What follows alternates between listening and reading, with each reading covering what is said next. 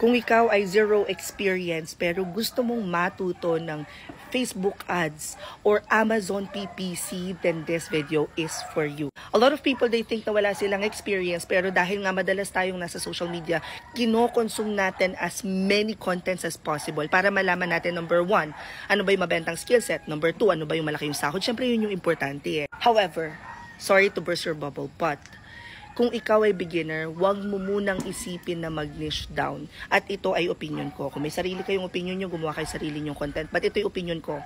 Because kapag hindi mo nalalaman yung pinakang buod, yung pinakang basics, paano ka ngayon mag-focus sa specialization? Halimbawa, bakit Facebook ads lang ang gusto mong matutunan? Samantalang mas maganda kung marunong kang mag-run ng ads sa Google, sa Instagram, sa other platforms. Bakit Amazon PPC lang? Halimbawa, meron kang palang client na nasa credit repair pero gusto nilang mag-PPC. Masaservice mo ba yun? Hindi. These are just some of the things that you have to consider when you are looking for upskilling. Ganyan. Anyway, sagutin natin yung question dito. Ask ko po kung pwede ba yung PPC training nyo for beginners, as in zero knowledge. Yes.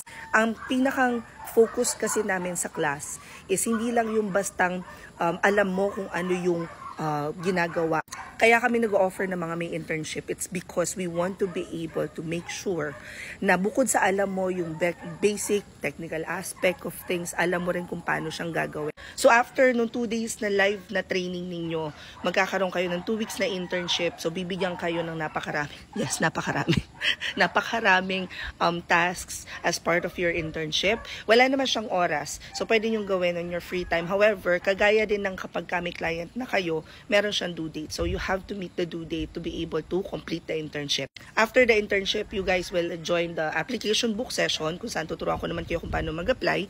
Pagkatapos, magkakaroon kayo ng final activity and then doon kayo makakapag-schedule ng one-on-one with me. All of this na na-mention ko ay 999 pesos lang. At kung gusto nyong join sa next class, sa December 16 and 17 na to, 4 till 8 p.m. During the course of 2 days, you guys will learn PPC, which is a form of media buying na very popular ngayon sa mga clients. And super beginner friendly siya because pag-uusapan nyo from zero experience, terminologies, strategies na pwede nyong gamitin sa mga clients nyo, depende sa kung anong handle nyo na account. If you guys wanna join the next training, i-click nyo lang tong link sa bio ko. Pag di nyo nakiklik yan, copy and paste sa Chrome. Kung nasa Instagram ko naman kayo, ito yung i-click nyo. Kung hindi kayo magkaigi sa TikTok link at saka sa Instagram, punta kayo sa Facebook, hanapin nyo tong video na to at nasa caption mismo yung link. Kung nasa YouTube naman kayo, nasa description box lang. You will then be taken to this page, i-hover nyo lang siya pataas, pagkatapos makikita nyo open classes, tapos eto siya, PPC Media Buying, 999 pesos lang siya.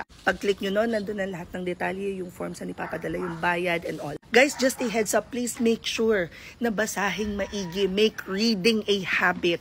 Because pag i-enroll nyo pa lang, makikita na natin kung kayo ba ay bagay sa freelancing or hindi. Because ang daming tao na gustong maging freelancer pero simpleng pagbabasa ng instructions hindi nagagawa. At guys, PPC yung pinag-uusapan natin. So kailangan dito gumagamit ng utak. Anyway, hope this helps. Comment any questions you guys have about working from home. Follow for more work from home chismis. Bye!